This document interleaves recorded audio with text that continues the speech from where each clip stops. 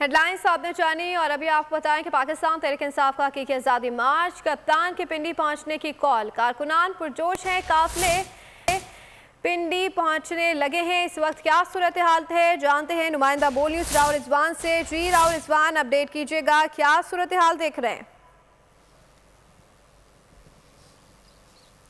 जी, कप्तान के खिलाड़ी बड़ी तादाद में यहाँ पर पहुँच चुके हैं, बड़े पुरजोश अपने जज्बात का इजहार मुख्तलिफ तरीक़ों से कर रहे हैं। रात भर से इतनी शदीद सर्दी में यहाँ पर रात गुजारी और उनका जज्बा जो है बिल्कुल भी कम नहीं हुआ। अभी भी काफ़िलों की आमद का सिलसिला जारी है। मुल्क के बेशतर इलाकों से लोग यहाँ पर पहुँच चुके हैं। बड़ी तादाद में खैमा बस्ती में भी लोग इस वक्त मौजूद हैं। फ़िलहाल नाश्ते की तैयारी का अमल शुरू हो चुका है, नाश्ते की तैयारी के सिलसिला जारी है। कोई हलवा पूरी पसंद करने को खाने को सोचता है तो कोई जो है गर्मा गर्म चाय पी कर जो है सर्दी की शिद्दत कम कर रहा है। अभी भी आप देख सकते हैं कि बोल का माइक देखते ही बोल के जो है लोग बड़ी तादाद में आ जाते हैं अपने अपने जज्बात का इजहार करने के लिए, अपनी बात करने के लिए, किस जगह से आए, किस मुश्किलात से किस तरह सफ़र तय करके आए और रास्ते में किस तरह मुश्किलात उनके लिए खड़ी की गई हैं। लेकिन तमाम मुश्किलात को दूर करते हुए और तमाम रुकावटों को हटाते हुए वो यहाँ पर इकबाल पार्क पहुँच चुके हैं।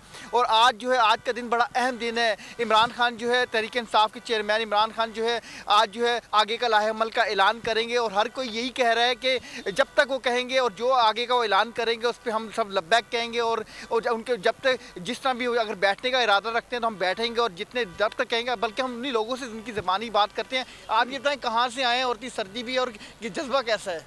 जज्बा बहुत है जी। हम फैसलाबाद से आए हैं और अमरान आते हैं। हम जब तक वो हमें कहेंगे यहाँ पे बैठे रहे हम यहाँ पे बैठे रहेंगे।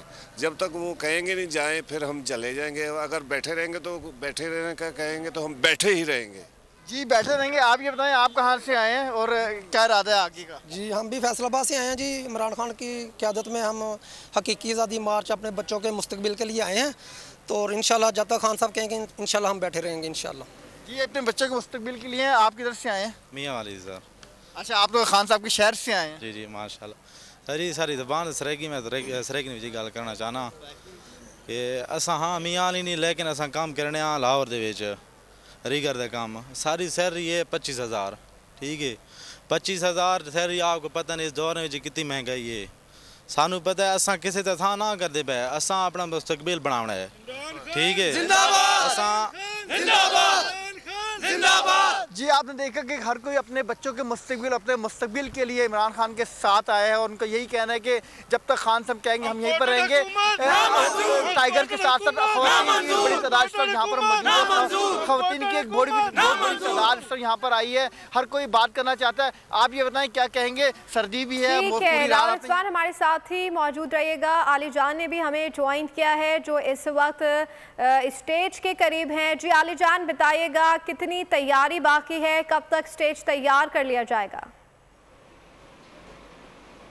जी बिल्कुल, हकीकी आज़ादी मार्च का फाइनल मार्का आज मुल्क के तूलो अर्ज़ से बड़ी तादाद में लोग यहाँ पर मौजूद रहे हैं। बड़े मार्के के लिए बड़ा स्टेज तैयार किया जा रहा है। कैमरामैन इब्न अमीन आपको दिखाएंगे किस तरीके से तैयारियां जा रही हैं।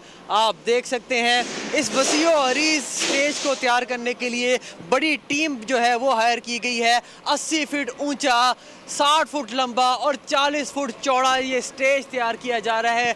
ये स्टेज ख़ास तौर पर इसलिए भी अहम है क्योंकि खान साहब की ज़ख्मी हालत के पेश नज़र एक रैंप भी तमीर किया जाएगा जिसके ज़रिए उनको ऊपर पहुँचाया जाएगा। साथ ही साथ आपको ये बताते चलें कि इस स्टेज के अंदर बुलेट प्रूफ शीशा भी नस्ब किया जाएगा क्योंकि ये डीसी के साथ जो 56 शराइत जो मानी गई थी उसमें ये दर्ज था कि खान साहब बुलेट प्रूफ के ज़रिए खिताब करेंगे ताकि उनकी सिक्योरिटी को जो मलहूज़ खातिर रखा जाए। इस हवाले से रात भर पाकिस्तान तहरीक इंसाफ के जो सीनियर कायदीन थे वो यहाँ पर आते रहे, स्टेज के इंतज़ाम देखते रहे। पुलिस हुकाम ने उनको ब्रीफ किया कि हम मेक श्योर करेंगे कि कप्तान के लिए बेहतरीन इंतज़ाम किए जाएँ। उमर सरफराज चीमा से भी हमने बात की तो उनका ये कहना था सिक्योरिटी हाई अलर्ट है।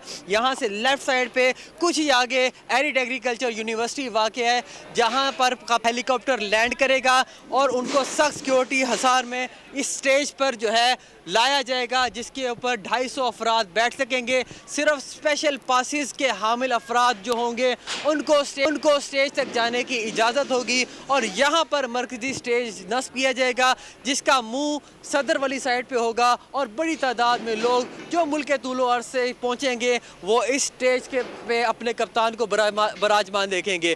तो इस हवाले से मरकज़ी स्टेज तैयार किया जा रहा है और उम्मीद ये की जा रही है कि 10 से 11 बजे तक इसको मुकम्मल तौर पर तैयार कर लिया जाएगा। जी अच्छा अली जान, ये बताइएगा कि इस वक्त स्टेज के आसपास कोई अवाम मौजूद है, किसी को अलाउ किया जा रहा है आना?